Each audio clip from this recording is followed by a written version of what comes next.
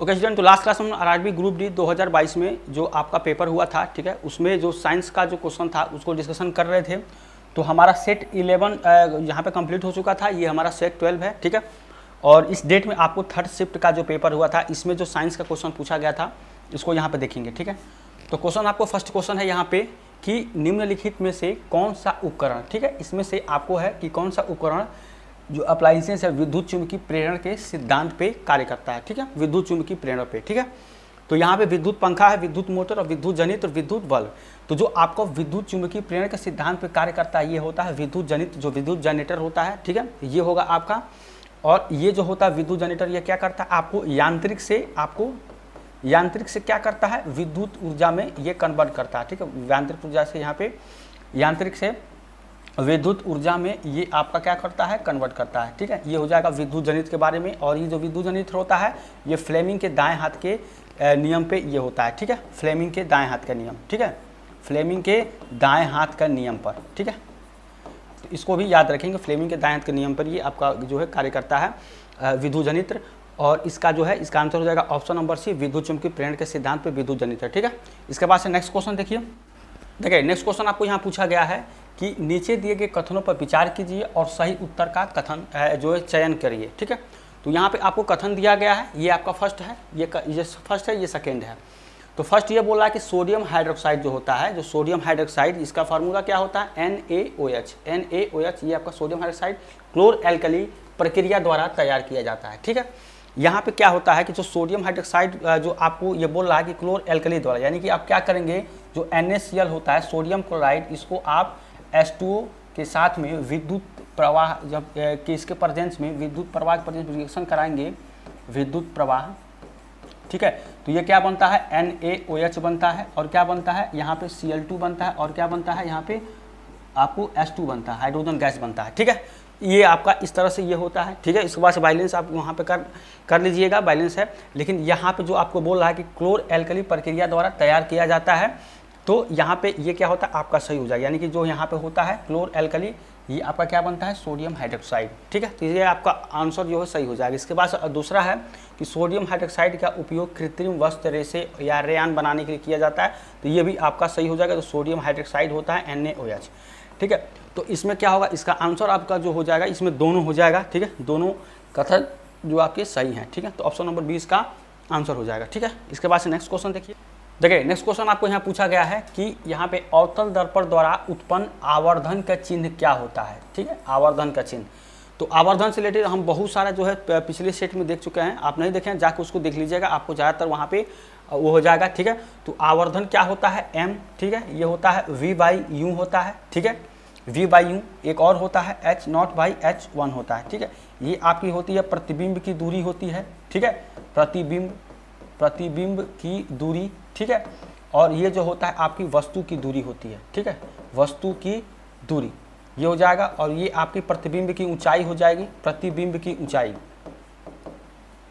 ठीक है, प्रतिबिंब की ऊंचाई होगी, ये आपकी क्या हो जाएगी, वस्तु की ऊंचाई, ठीक है, वस्तु की ऊंचाई हो जाएगी।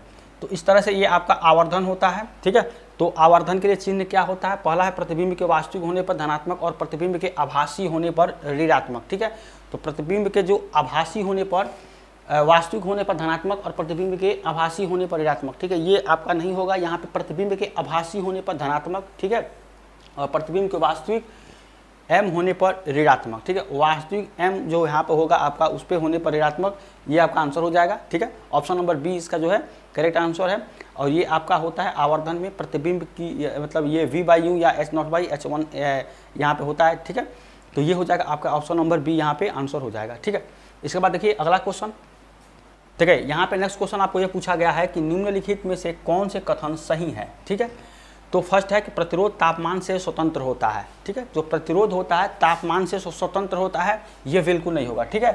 क्योंकि देखिए जो प्रतिरोध होता है वो आपके 4 कारकों पर निर्भर करता है। पहला तापमान पे, दूसरा जो चालक के जो प्रकृतिक है, ठीक है, उस पर निर्भर करता है। और चालक के जो आपका लंबाई है उस पर निर्भर करता है। और चौथा है कि चालक के अनुप्रस्थ काट का जो क्षेत्रफल है उस पर निर्भर करता है 4 पे। तो ये स्वतंत्र नहीं होता है, ठीक है, तो ये गलत हो जाएगा। दूसरा है आपका यहाँ पे सही बताना है आपको कि किसी चालक के टर्मिनलों के बीच वोल्टेज जितना अधिक होगा प्रतिरोध उतना ही अधिक होगा, ठीक है, ये भी नहीं होगा, ठीक है, क्योंकि वहाँ पे क्या होता है आपका जो है उसके प्रकृति पर भी निर्भर करता है और जो है उसके अनुप्रस्थ काट के क्षेत्रफल पर निर्भर करता है। और तीसरा है कि प्रतिरोध की एसआई इकाई ओम है, ठीक है। तो ये आपका जो है प्रतिरोध आर जो होता है यहाँ पे जो है आर, देखिए यहाँ पे V equals to I into R होगा, तो होता है जो V equals to I into R Ohm के नियम से। तो जहाँ पे जब आर आप निकालेंगे तो कितना हो जाएगा, V बाई आई हो जाएगा, ठीक है। ये होता है वोल्ट पर एम्पियर, ठीक है, वोल्ट पर एम्पियर होता है। ये आपका क्या निकल के आता है, ओम निकल के आता है, ठीक है। ओम का जो सिंबल होता है इस तरह से इसको दिखाते हैं, ठीक है, ये होता है।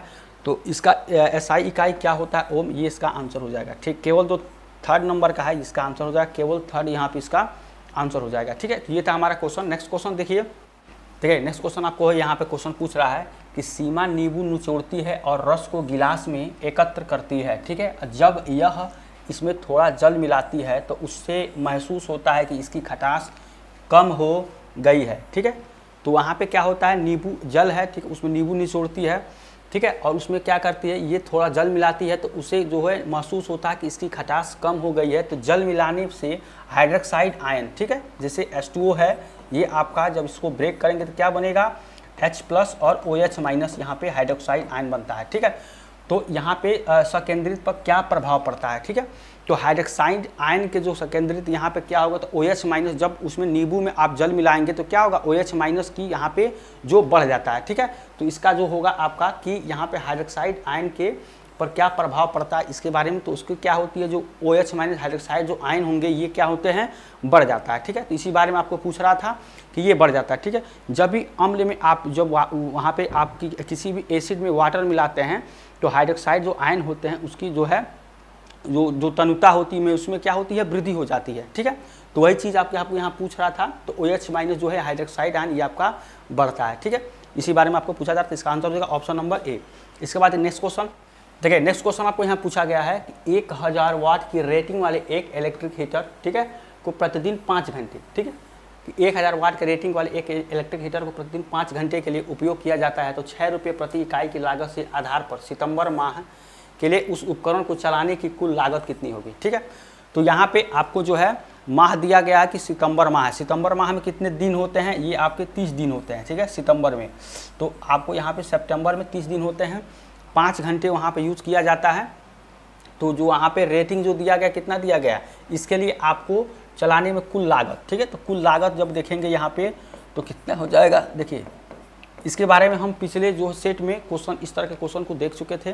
तो यहाँ पे हम आपको यहाँ पे जल्दी से बता देते हैं कि कुल लागत कैसे निकाल। देखिए यहाँ पे कितना है कि इतना 1000 वाट का है, ठीक है, और कितना इसको वर्क किया जाता है प्रतिदिन 5 घंटा, ठीक है, प्रतिदिन 5 घंटे। और आपको सितंबर माह का है तो ये हो जाएगा आपका 30 दिन, और बाई इसका कितना हो जाएगा, ये हो जाएगा आपका 1000, ठीक है, और गुणे ये कितना हो जाएगा आपका, यहाँ पे आप देखेंगे 6 रुपया प्रति यूनिट के यहाँ पे आपको जो है प्रति इकाई लागत से, तो यहाँ पे हो जाएगा 6, ठीक है।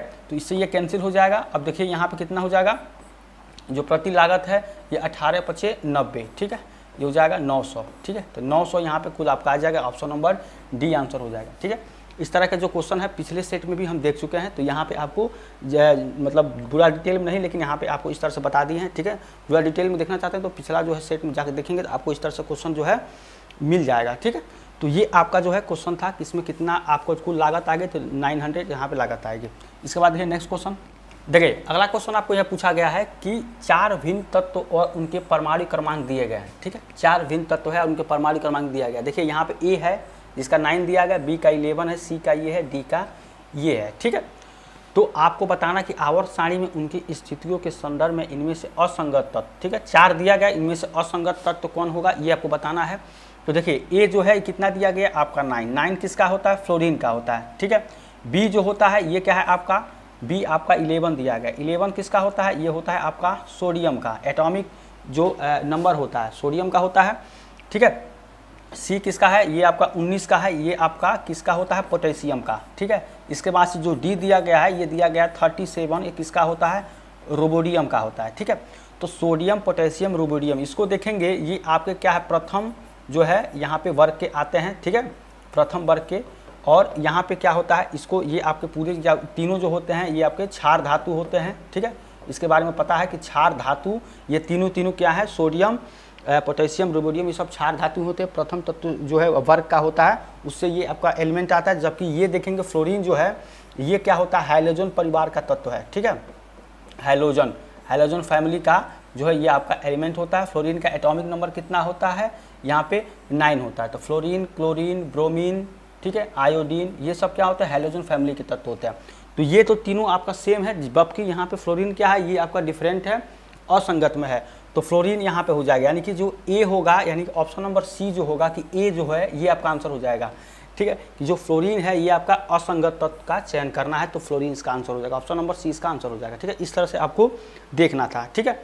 इसके बाद देखिए नेक्स्ट क्वेश्चन, ठीक है। यहाँ पे नेक्स्ट क्वेश्चन आपको ये पूछा गया है कि निम्न में से कौन सा तापी विघटन अभिक्रिया है, ठीक है। तापी विघटन अभिक्रिया ये बताना है आपको, यहाँ पे ये ऑप्शन है। तो देखिए यहाँ पे तापी विघटन अभिक्रिया जो होता है, तो इसमें क्या होता है कि उष्मा के प्रभाव से जो यौगिक होते हैं उनको 2 या 2 से अधिक घटकों में क्या किया जाता है, तोड़ा जाता है, ठीक है। जैसे क्या होता है, जैसे हमारी कैल्शियम कार्बोनेट है, CaCO3 है, ठीक है। तो तापी जो आपका होगा, यहाँ पे टेम्परेचर से गर्म करेंगे तो क्या बनेगा, ये कैल्शियम कार्बोनेट है, तो यहाँ पे आपको CaO कैल्शियम ऑक्साइड बनेगा और प्लस क्या बनेगा, कार्बन डाइऑक्साइड बनेगा, ठीक है। तो इस तरह से आपका जो होगा ये तापी विघटन अभिक्रिया है। इसी तरह देखेंगे आप कि ऑप्शन नंबर ए है जिंक कार्बोनेट, यहाँ पे ZnCO3 में जिंक ऑक्साइड और कार्बन डाइऑक्साइड में ये आपका ब्रेक हुआ है। तो इस तरह से क्या हो जाएगा, ये तापी विघटन अभिक्रिया का ये आपका आंसर हो जाएगा, ठीक है।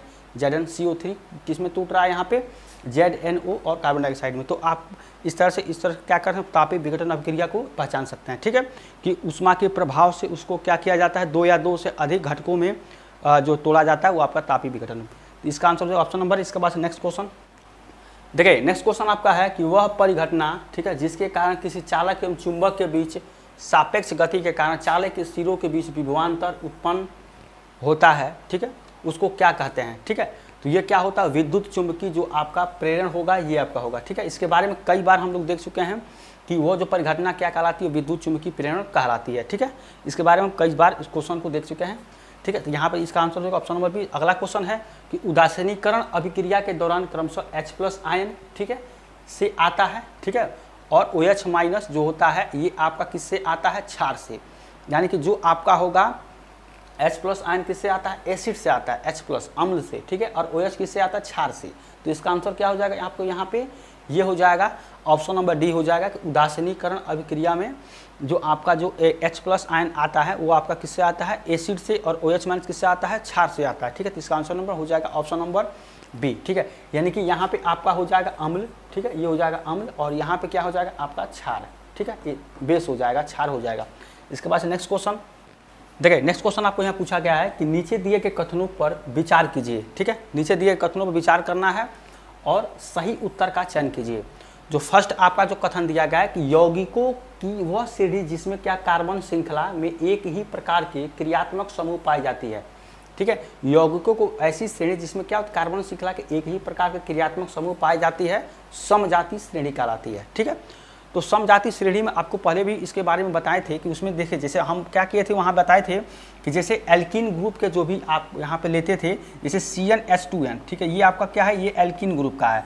तो अगर आप जैसे मान लीजिए प्रोपीन ले लिए, तो प्रोपीन के लिए क्या हो जाएगा, C3H, यहाँ पर जब आप रखेंगे CnH2n होता है तो H2n होता है, तो 3 रखेंगे तो कितना हो जाएगा, C3H6 हो जाएगा, ठीक है।